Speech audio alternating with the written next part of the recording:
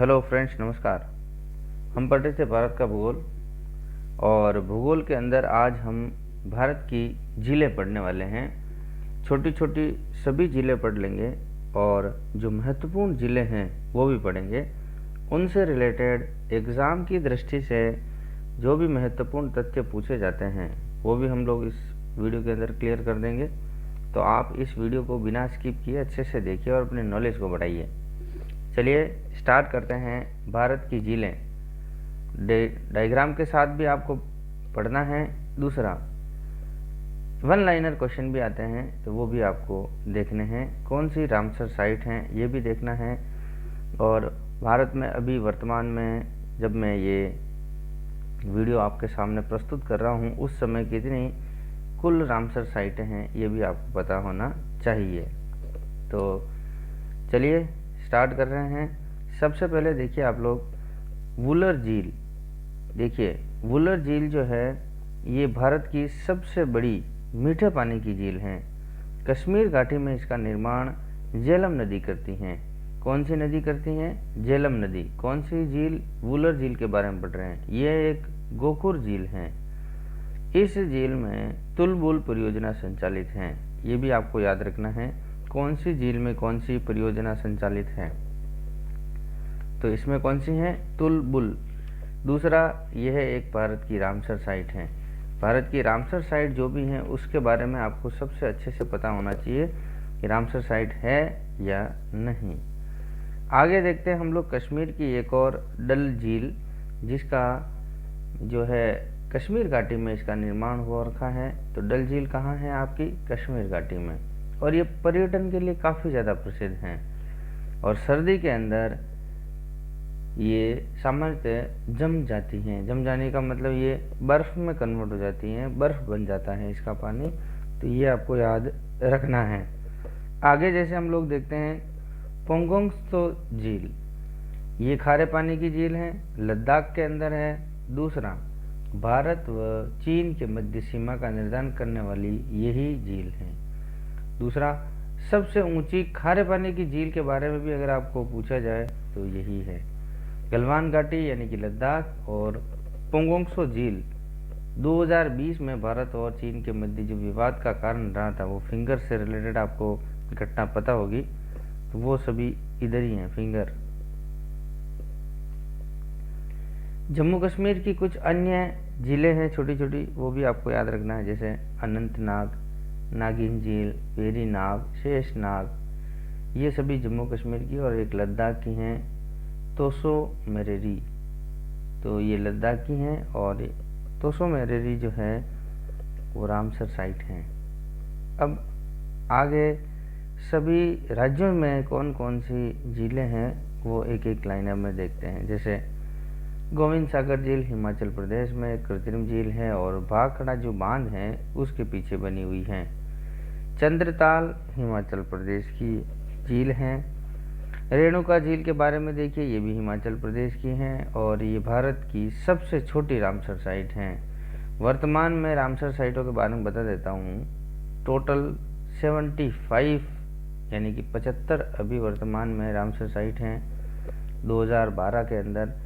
और 2012 में 28 कुल स्थलों को शामिल किया गया है, जिसमें से 19 2022 के थे और 14 2021 के थे। तो इनमें से कुल मिलाकर 28 रामसर साइट 2022 तक आपके भारत के अंदर हैं। तमिलनाडु के अंदर सबसे ज़्यादा है, ये आपको याद रखना है। उसके बाद यूपी में है। अगर आपको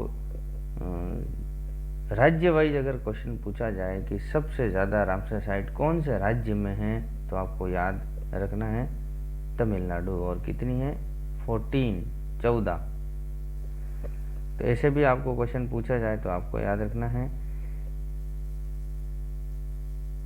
आगे देखिए नैनीताल, देवताल और खुरपाताल, ये तीनों उत्तराखंड में हैं और ये हिमानी अपर्दन से इनका निर्माण हो रखा है। तो आपको याद रखना है। उत्तराखंड को देवभूमि कहा जाता है, ये भी आपको याद रखना है। नैनीताल को लेक डिस्ट्रिक्ट के नाम से जाना जाता है। लेक यानी झीलों का जिला।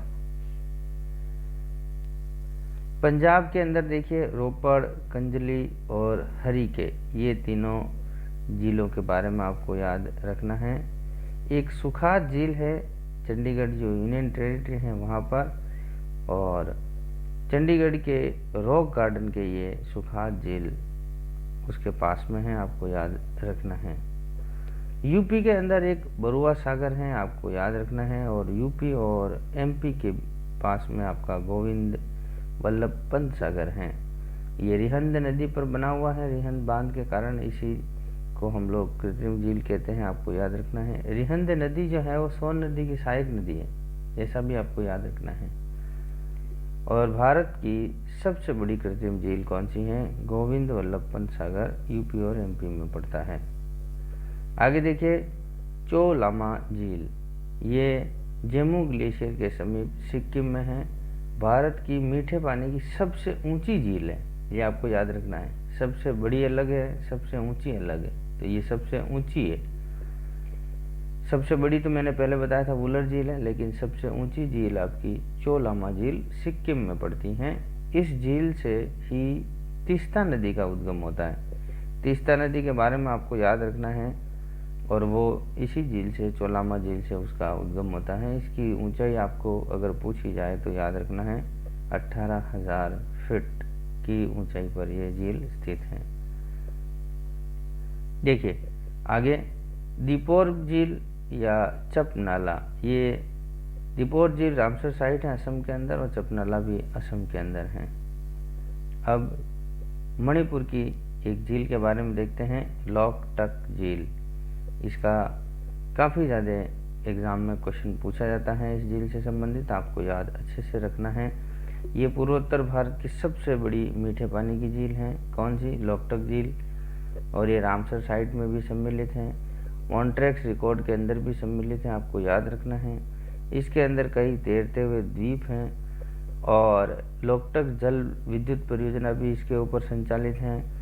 यहाँ पर एक केबुल लामजाओ जो कि एक तैरता हुआ नेशनल पार्क है, वो विश्व का एकमात्र तैरता हुआ नेशनल पार्क है केबुल लामजाओ। इसके ऊपर संगई हिरण पाए जाते हैं, ये आपको याद रखना है। उमियाक झील जो है मेघालय के अंदर है। पाल झील मिजोरम में पड़ता है। रुद्र सागर ये त्रिपुरा के अंदर है, और ये एक रामसर साइट है, आपको याद रखना है। दूसरा, अब हम एक और महत्वपूर्ण झील के बारे में पढ़ते हैं जो कि चिल्का झील के नाम से जानी जाती है। ये भारत की सबसे बड़ी खारे पानी की झील है।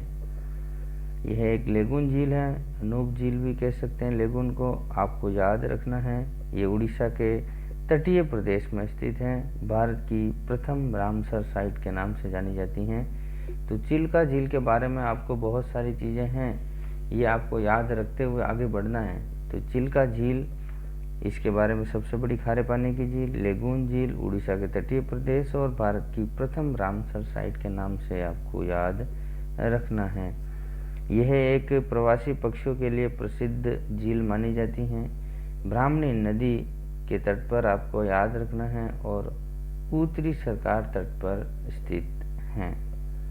ये सभी की सभी आपको चिल्का झील से संबंधित जानकारी याद रखना है। आगे देखते हैं हम लोग कोलेरू झील। कोलेरू झील के बारे में भी आपको याद रखना है। यह एक डेल्टाई झील है, मीठे पानी की झील है, और आंध्र प्रदेश राज्य में पड़ती हैं। ये झील गोदावरी और कृष्णा नदियों के डेल्टा के मध्य में स्थित हैं। डायग्राम के अंदर मैंने बता रखा है जिस तरीके से गोदावरी नदी और कृष्णा नदी के डेल्टा प्रदेश के बीच में किस तरह से स्थित है कोलेरू झील। आगे देखते हैं हम लोग पुलिकट झील। यह है आंध्र प्रदेश और तमिलनाडु दोनों की सीमा पर स्थित है, और आंध्र प्रदेश में ये 84% है इसका भराव क्षमता, और तमिलनाडु के अंदर 16% ये अपना स्थान रखती हैं। यह भी एक चिल्का झील की तरह लेगून झील है, कोरोमंडल तट पर स्थित है, आपको याद रखना है। और इसके तट पर श्री हरिकोटा द्वीप हैं, जहाँ पर हमारा सतीश धवन केंद्र संचालित है। दूसरा, यह भी एक रामसर साइट है, याद रखना है। अब तेलंगाना से संबंधित कुछ महत्वपूर्ण जिलों के बारे में याद रखते हैं। हुसैन सागर और उस्मान सागर ये दोनों तेलंगाना में पड़ते हैं, आपको याद रखना है। एक नदी है जिसका नाम है मंजीरा नदी। मंजीरा नदी के द्वारा तेलंगाना में निजाम सागर का निर्माण होता है। कृष्णा नदी के ऊपर आपको आंध्र प्रदेश के अंदर नागार्जुन सागर बांध है, ये भी आपको याद रखना है। और कावेरी नदी के ऊपर तमिलनाडु में स्टेनले जलाशय हैं। इस तरीके से भी आपको छोटे छोटे जो बांध नदियों के बारे में है ये भी आपको याद रखना है। अब सबसे एक और इम्पोर्टेंट केरल की नदी के बारे में हम लोग पढ़ते हैं, वेबनाथ झील। यह केरल राज्य में मालाबार तट पर है। यह एक कयाल झील है, ये भी आपको याद रखना है। कयाल झील अलग है, फिर आपके लेगून झील अलग है, तो इसको अलग अलग कैटेगरी में आपको याद रखना पड़ेगा। वेबनाथ झील भी एक रामसर साइट में गिना जाता है, रामसर साइट है। ये भारत की सबसे लंबी झील है और 96 यानी कि 96 किलोमीटर लंबी है, इसलिए ये सबसे लंबी मानी जाती हैं। केरल की लगभग 10 नदियाँ अपना मुहाना इसी झील के अंदर बनाती हैं, आपको याद रखना है। इसमें पेरियार और पंबा प्रमुख नदियाँ हैं। केरल से संबंधित कुछ और जानकारी हम लोग लेते हैं, जैसे कि ओणम पर्व केरल में प्रतिवर्ष मनाया जाता है। इसमें नेहरू ट्रॉफी नौकायन दौड़ का आयोजन किया जाता है, आपको याद रखना है। और स्थानीय भाषा में इसको वल्लाम कली कहा जाता है, जो नेहरू ट्रॉफी नौकायन दौड़ प्रतियोगिता होती है उसको। इसमें एक द्वीप है वेलिंगटन, जिसमें नेशनल हाईवे 47A यहाँ से निकलता है, इसके अंदर है। ये सबसे छोटा नेशनल हाईवे है और ये पल्लार पदम भी यहीं पर स्थित है। दूसरा अष्टमुड़ी और अस्थमकोट, ये दोनों रामसर साइट हैं, ये भी केरल के अंदर पड़ता है। एक पेरियार नदी जो इसका निर्माण करती है, पेरियार झील का, तो आप इसको भी आपको याद रखना है। पवई झील महाराष्ट्र के अंदर है। नर सरोवर और नारायण सरोवर ये दोनों गुजरात के अंदर हैं। भोजताल मध्य प्रदेश में स्थित हैं।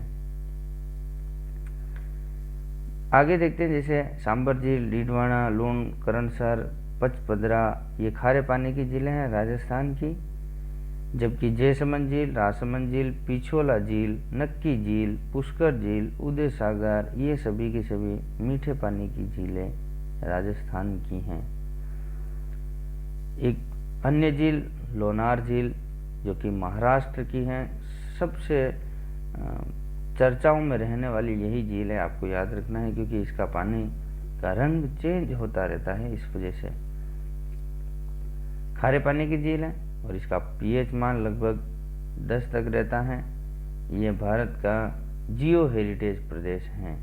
2020 में ये झील लाल व गुलाबी रंग के कारण चर्चा में रहा था इसका पानी, इस वजह से आपको याद रखना है। इसका निर्माण आज से लगभग 50,000 साल पहले उल्कापात से हुआ था, ऐसा आपको याद रखना है। यह एक क्रेटर झील है।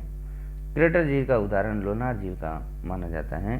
सामान्यतः इसके जल का रंग ग्रीन होता है और इसमें शैवाल अधिक पाए जाते हैं, इसी वजह से ये ग्रीन दिखाई देता है। तो आपको याद रखना है, लोनार झील से संबंधित महाराष्ट्र राज्य के अंदर ये पड़ती हैं, खारे पानी की झील है। तो इस तरीके से महत्वपूर्ण जितनी भी आपके झीलें थी भारत की जो एग्ज़ाम में पूछी जाती हैं, उनसे संबंधित कुछ छोटे छोटे पॉइंट्स थे, वो मैंने इस वीडियो के अंदर सभी टच किए हैं। आप इनको कहीं पर भी एक बार नोट कर दीजिए और अपने नॉलेज को बढ़ाते रहिए रिवाइज करते करते।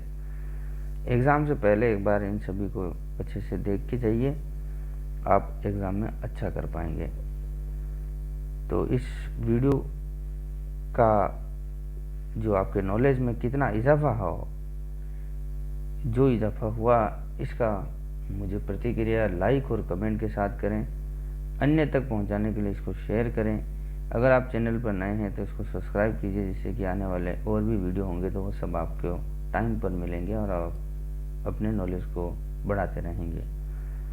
इस वीडियो को देखने के लिए बहुत बहुत आभार। नए वीडियो के लिए आप इसको सब्सक्राइब करके रखिए। मिलते हैं, तब तक के लिए नमस्कार।